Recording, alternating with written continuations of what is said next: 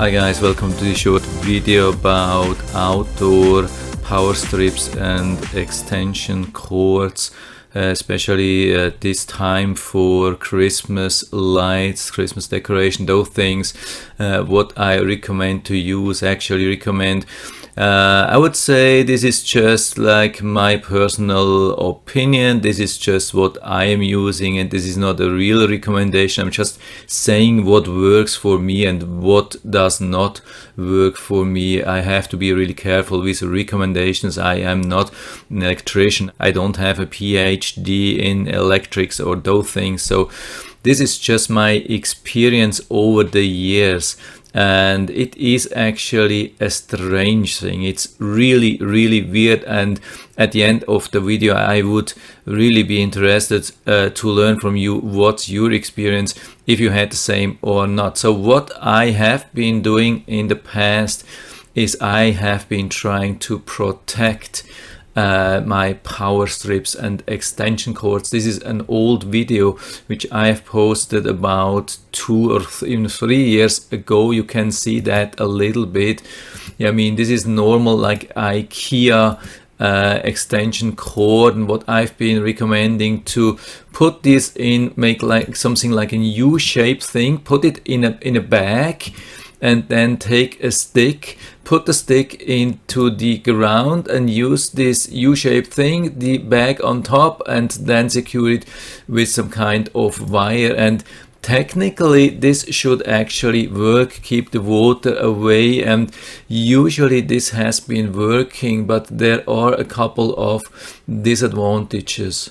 I mean, first thing, it's a lot of work, and these things are prone to like flip over or get punctures and those things. And the problem is then when everything is in a bag, even though like it's in a bag, but when it gets some kind of puncture or so, then some water can sneak in, and then it's caught inside, it's filling up, and then it's causing some problems. I mean, usually it has been working, but you have to be really careful. It has to be made 100% perfectly straight upside down, and you have to make sure that all the plastic you're using is puncture free and absolutely safe and those things. So I have been stopping these things because at the end of the season I had to note that these things were not really perfectly. There have been really problems with that. So, and there are also things to buy. I've been using such things in the past. Sometimes it has been working, sometimes it has not been working. There are larger cases, smaller cases. Yeah, they are not bad, but they cost a lot of money.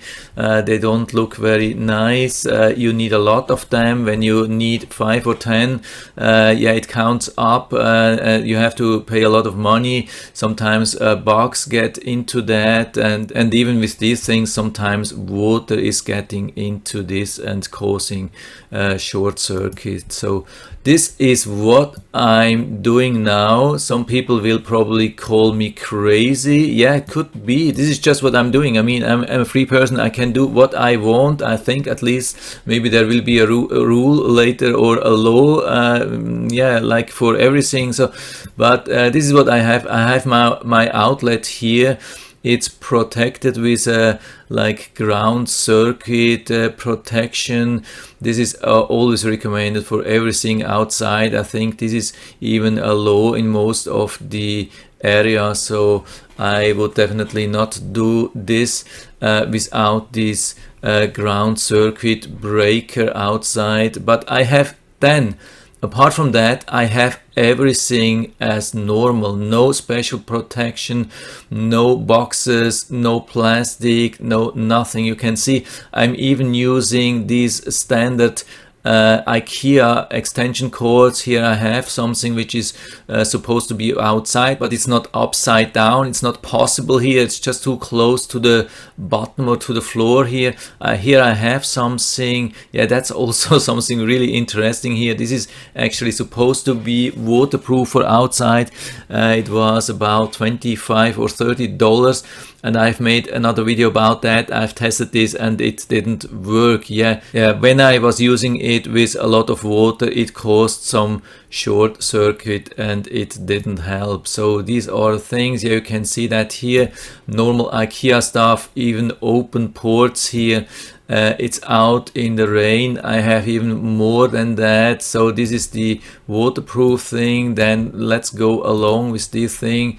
What I have here, I have, yeah, normal open thing. This is an indoor extension cord with this thing. So I have it like this. This is a little bit waterproof, supposed to be here, not waterproof connection, just normal backyard extension cord, but with normal thing, normal plug. Here we have even more. Yeah, where is it?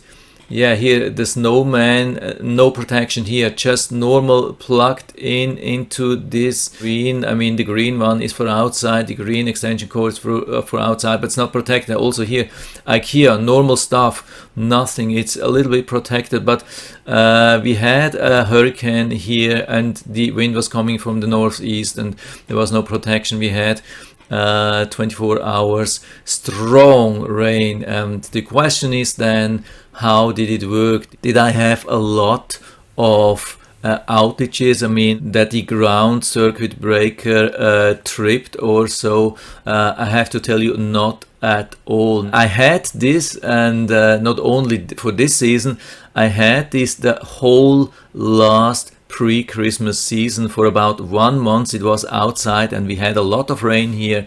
I mean, of course, no snow, but a lot of rain also in these areas, and nothing happened. I can tell you, really nothing happened. This is unprotected outside. It's really crazy, insane. Probably most people will call me, yeah, really crazy, insane, irresponsible, or those things. So the only problem which I had this year so far, I forgot to turn this a little bit upside down, and so I had it totally to the upside.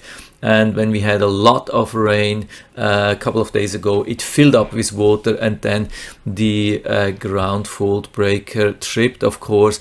I just flipped it upside down. I shook out the water and let it dry for about an hour or two, and then activated the ground fault circuit breaker again, and everything was fine, and we had again rain and there was no problem. So my recommendation, my personal experience and recommendation is just make sure that all the connections are at least in a vertical position or a little bit to the downside. This is even a little bit of an advantage. So I have it here.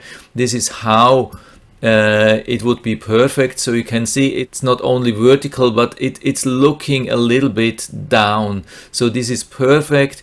But also when you have it just in a vertical position, like here or here, it's just in a vertical position.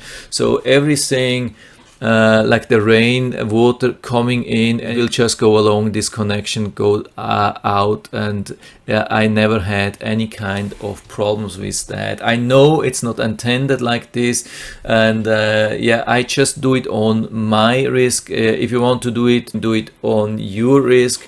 And of course you can call this BS and irresponsible and those things. So I can handle that. I have just learned over the years how it's the easiest way and prevent a lot of cost, a lot of hassle.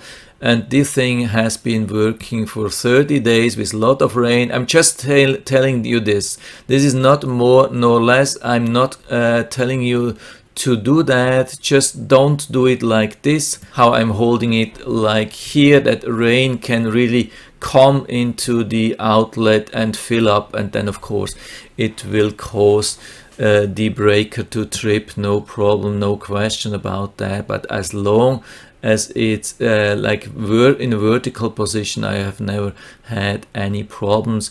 It would be really interesting to learn from you. What's your experience, what you are doing? And of course, I know there are much better solutions, but sometimes it's a lot of work, it's a lot of cost, and for me it never worked. But it would be still very interesting to learn from you what you're doing and what your experience is. And please write everything down into feedback area. I'm always happy to talk about these things and learn new stuff. But I still hope I've been able to help you a little bit with this and give you some ideas or something which you have never been thinking about. And if you like the video, give me a thumbs up, subscribe my channel. Thanks for watching and see you next time.